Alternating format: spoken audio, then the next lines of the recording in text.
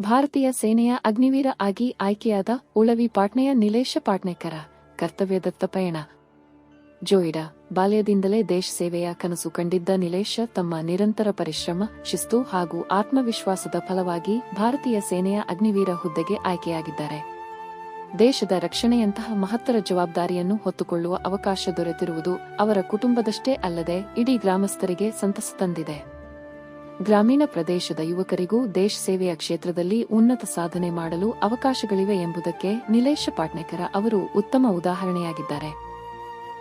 ಅವರ ಈ ಸಾಧನೆ ಇತರೆ ಯುವಕರಿಗೂ ಸ್ಫೂರ್ತಿಯಾಗಿದ್ದು, ಮುಂದಿನ ದಿನಗಳಲ್ಲಿ ಇನ್ನಷ್ಟು ಯುವಕರು ಸಶಸ್ತ್ರ ಪಡೆಗಳತ್ತ ಆಕರ್ಷಿತರಾಗುವಂತೆ ಮಾಡಿದೆ.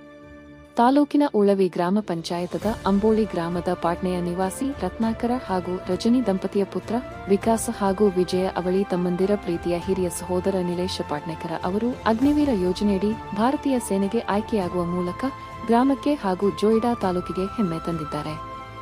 ನಿಲೇಶ ಪಾಟ್ನೇಕರ ಅವರು ಉತ್ತಮ ಕರಾಟೆ ಪಟುವಾಗಿದ್ದು, ಅಂತಾರಾಷ್ಟ್ರೀಯ ಮಟ್ಟದ ಸ್ಪರ್ಧೆಯಲ್ಲಿ ಭಾಗವಹಿಸುವ ಮೂಲಕ ಉತ್ತಮ ಸಾಧನೆ ಮಾಡಿರುತ್ತಾರೆ.